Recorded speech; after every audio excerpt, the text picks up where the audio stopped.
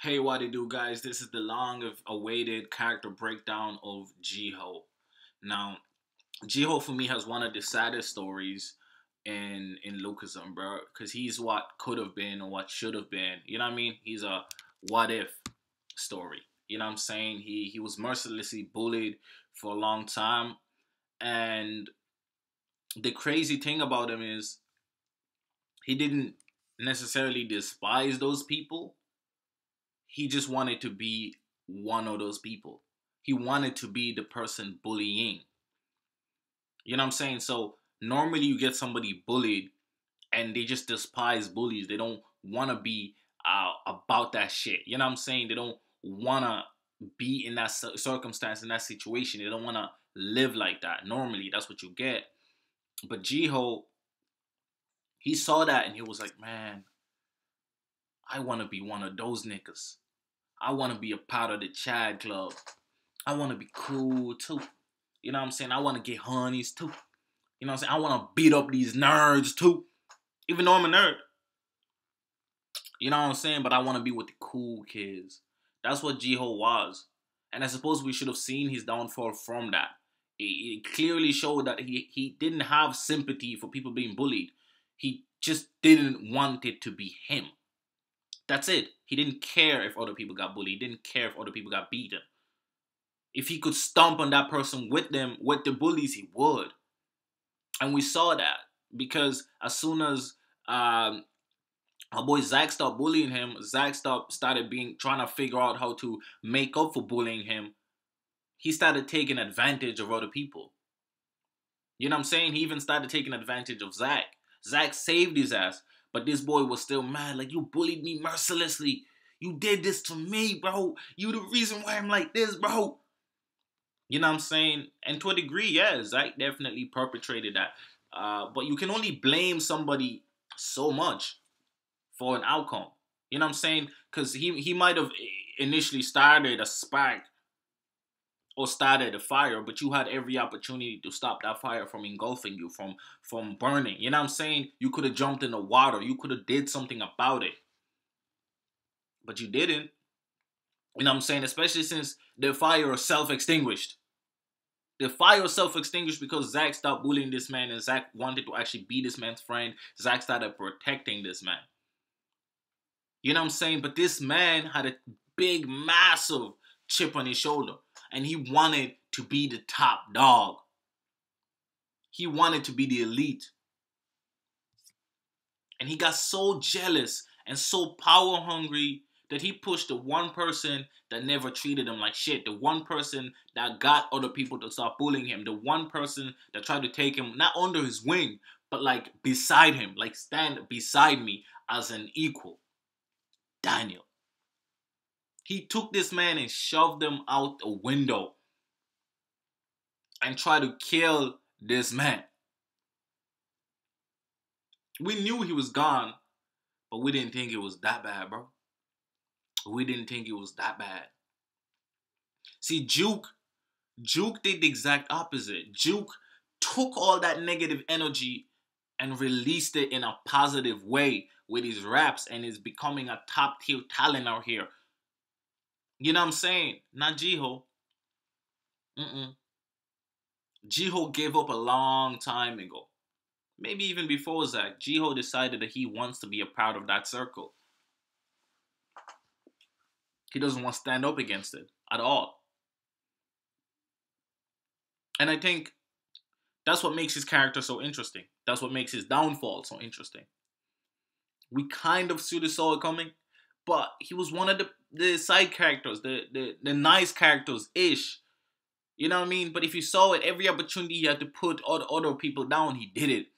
Every opportunity he had to save his own ass over everybody else, he did it. But we couldn't see it. At first read, you couldn't see it, man. You couldn't see it because you see him every few chapters and he seems like a decent kid. He's just getting bullied. He's reacting to it. But we can't blame all of our flaws on bullies, bro. Some of it gotta be a part of us, man. You know what I'm saying? And I think that was one of the problems with Jiho. He couldn't take any blame for himself. That's actually a lot of problem with like a lot of people in general, including myself too, but I ain't gonna lie. I'm not just gonna try to exclude myself. People hate taking blame. You know what I'm saying? We don't like to be blamed. We like being blameless. It's it's gotta be this person's fault. If only they didn't. If only he didn't. And JIHO is a great example of that. You know what I'm saying? If only they didn't, who stopped you? Who's stopping you from not allowing that to affect you? Only you.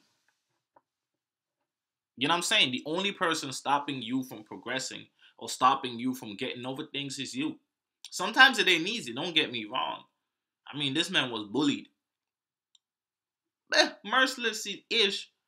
Look at Vasco. Vasco was mercilessly bullied 10, 50 times worse than JIHO, bro. Way worse than JIHO. And Vasco ain't had nobody to protect his ass, bro. Nobody. He had his goddamn self. This man took scars and beatings daily. With nobody standing up for him. JIHO by the time that he turned, had everybody on his back. Everybody was holding him down. Everybody was down with him. You know what I'm saying? Vasco got his ass whooped because of this man. You know what I'm saying? Zach went out beating up a whole gang of folks for this man to get him out of trouble. Because he wanted to be a part of Jake's crew. And he wanted to be with the cool dudes.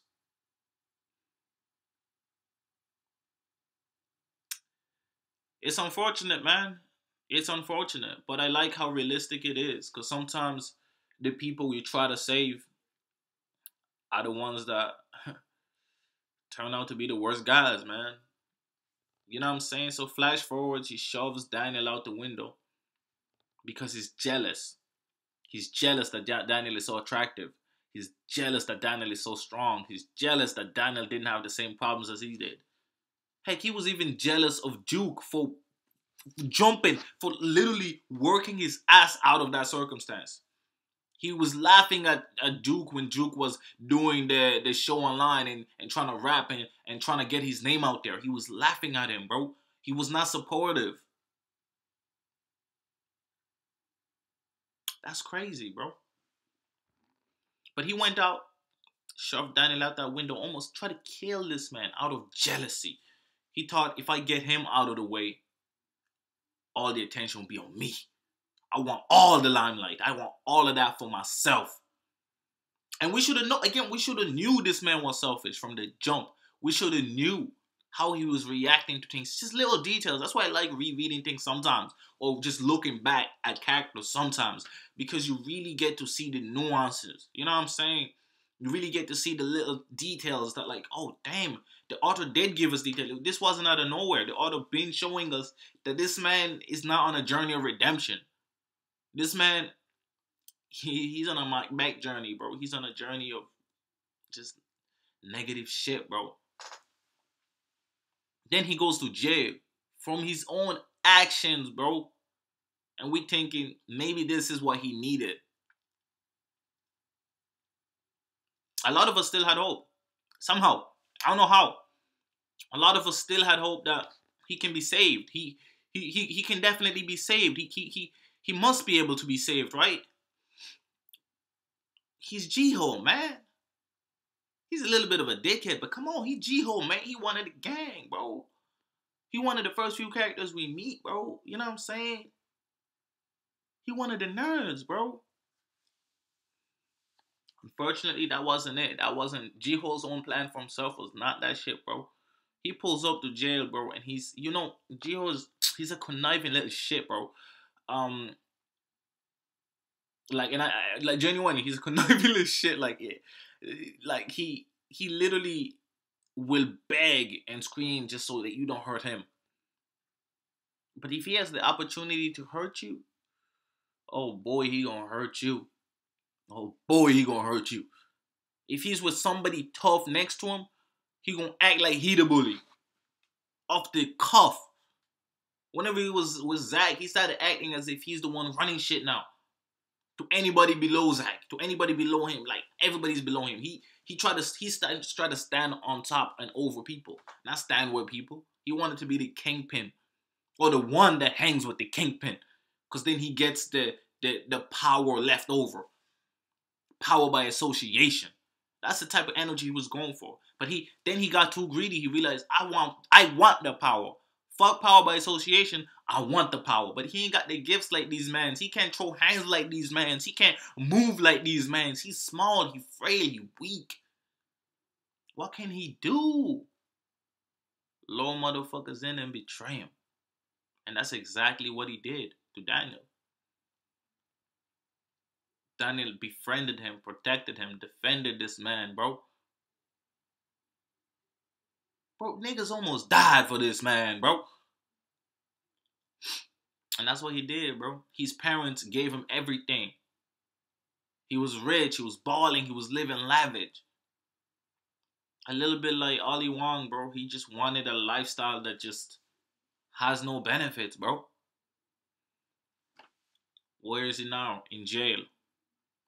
And we thought, man, hopefully he's going to get his shit together and come out okay. He gets mercilessly bullied there. He gets mercilessly attacked there. Until Jake stands up for him. Low-key. Just like very minutely. And Jake is like, if you want to win a fight, you got to be ready to kill.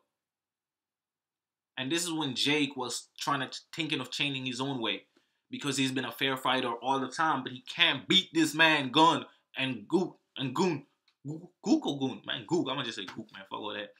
He can't beat this man Gun, bro. He just can't do it. This guy too goddamn strong. But if he fought dirty, if he fought like Eli, he might have won that goddamn fight. So he's been contemplating this.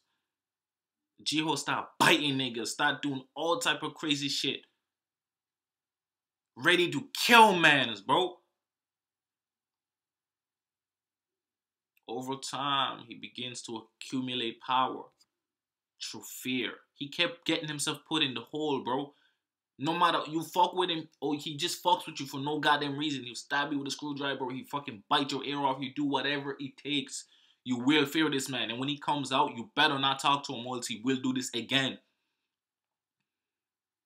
This man weaponized another dude who was as crazy as him. He weaponized him. Weaponized the biggest bully in there. Weaponized him. Got them all so scared of him that he was willing to do anything, by any means, stab you, slit your throat, bite your nose, poke out your eye, yank out your hair. Whatever it takes, he was willing to do. And I don't even think it was because of self-preservation, bro. It's because he figured out the best way for him to gain power. You know what I mean? After being put in the hole many, many, many times, he realized if somebody else did it, or if somebody else claimed it, I don't get in trouble. And then he thought back at pushing Daniel. He was like, and you know, for a second, we thought he was regretting it. He was like, I regret pushing Daniel. And we were like, oh, humanity, at last. And he goes, I should have got somebody else to do it for me. I was like, wow.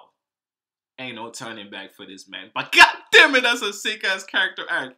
Tell me that shit ain't fireable. Godly. And that's the story of JIHO, bro.